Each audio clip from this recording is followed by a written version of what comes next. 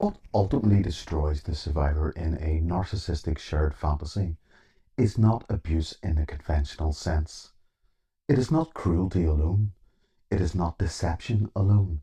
It is misplacement of the self. At the beginning, the survivor does not enter a relationship, they enter a field. This field is created through gaze capture.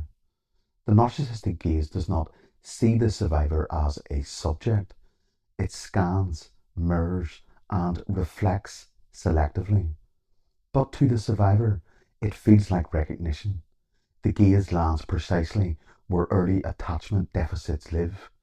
It lights up dormant libidinal circuits and says, without words, I see you, you matter, you are chosen.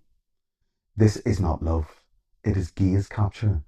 The moment the survivor's sense of self begins to relocate from inside themselves to inside another's perception. Once captured, the survivor's libidinal energy surges. Desire, hope, future orientation, meaning making accelerate rapidly. This is why idealization feels euphoric, inevitable, meant to be. In MPIT terms, ASR1, annihilatory stress reflex, is soothed for the first time in memory. ASR2, anticipatory stress reflex, inflates. The future feels safe, predictable, and alive. ASR3, anticipatory shadow reflex, is temporarily silenced. Doubt, caution, and reality testing lose authority. This is psychic homeostasis, not because reality is stable, but because the fantasy is regulating. The survivor does not notice the danger because danger is not where their attention is. Their attention is now sealed inside the narcissist's gaze. The self has moved horizontally off the vertical axis and into the object world. This is the entry into the shared fantasy. In the shared fantasy, both parties are no longer relating as whole selves. The narcissist externalizes their false self casing and installs the survivor as a regulatory mirror.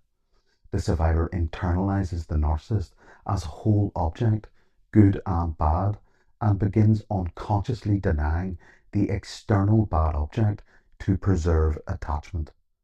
This is reflexive mirrored psychic inversion, RMPI. The narcissist disowns the bad object and projects it outward. The survivor accepts the bad object inward and becomes it to survive. Sex is used strategically here, not always consciously, to cement the bond somatically. Sexual intensity, disclosure, and rapid future planning and emotional alacrity collapse time and deepen enmeshment. This is bidirectional object acquisition. Each sees themselves through the other's gaze. Each stabilizes their identity through the reflected image. But the stabilization is asymmetrical. For the narcissist, the survivor becomes a function, an extension, a regulator, a mirror. For the survivor, the narcissist becomes a center of gravity. This is where alacrity of procedure emerges. Plans accelerate, holidays are booked, living arrangements are discussed, social worlds collapse inward. The survivor experiences this as commitment. Structurally, it is isolation into the pathological narcissistic space. Reality begins to strain. External obligations, children, work, friendships, ethical limits start to compete with the fantasy. The narcissist experiences this as a threat. The survivor experiences it as pressure. The narcissist begins subtle meddling, criticism framed as concern, involvement framed as support, control framed as closeness. This is where mini discards begin: withdrawal, devaluation, silence, unpredictability. Each mini discard is followed by hoovering, sexual, emotional, or idealizing re engagement. This creates a libidinal, anti libidinal oscillation that becomes hypnotic. The survivor is now fully inside inversion. They begin thinking like the narcissist, dividing people, rationalizing harm, suppressing their own perception. Their false protector activates, reframing contradictions to maintain coherence. The Redeemer works harder, interpreting suffering as proof of love. Their mute child goes silent, overwhelmed by the return of annihilatory fear. Their true self recedes, displaced from authorship.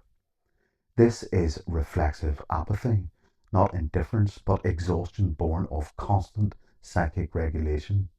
The survivor is alive, but flattened, functional, but hollow. Eventually, the system overloads. The narcissist no longer needs the mirror or finds it insufficient. The shared fantasy collapses, the gaze withdraws. This is gaze collapse. What follows is not heartbreak, it is collapse induced psychotic regression, CIPR. The survivor does not lose a person, they lose reality itself. The self has been seated in fantasy. When it disappears, the psyche has no organizing center. Libidinal energy has no object. Anti-libidinal energy has no discharge. Meaning collapses, identity fragments, time distorts, and memory destabilizes. This is why survivors say everything felt like it imploded. At this point, each internal state fractures differently. The Redeemer realizes its entire investment was poured into a non object. This produces existential shame and despair. Not I wasn't enough, but there was never anyone there to receive me. The mute child experiences total abandonment. ASR1 dominates. Panic, dissociation, somatic collapse emerge. The false protector turns inward, attacking relentlessly. Rumination, self blame, obsessive reconstruction. It is trying to retroactively create meaning where none exists. The true self re enters abruptly, without scaffolding. This is depersonalization, derealization, the sense of being unmade. The most devastating realization arrives last. It wasn't just that they left, it was that there was nothing there. Not rejection, not failure, nothingness. All libidinal energy projected into absence, all anti libidinal energy absorbed for no purpose. The entire shared fantasy collapses into void. This is the moment survivors mistake nothingness for death. But in MPIT, nothingness is not pathology, it is truth without fantasy. Nothingness is the removal of imposed meaning, role, function, and gaze dependency. It is the ground state once false structures dissolve. The psyche resists it because it was trained to equate being with youthfulness, attachment, and role fulfillment. But when nothingness is tolerated, not filled, not reframed, not bypassed, something radical happens. Peace emerges. Not happiness, not meaning, peace. There is no one to stabilize, no fantasy to maintain, no gaze to anchor identity. The self returns to the center of the vertical axis. This is where recovery actually begins. You realize you were never meant to be an anchor in someone else's gaze. You were meant to be anchored in your own. Being precedes meaning. Existence precedes action. Connection becomes optional rather than compulsory. Love becomes reparative rather than addictive. Nothingness is peace because nothingness is non extractive. It does not ask you to perform, redeem, fix, or disappear.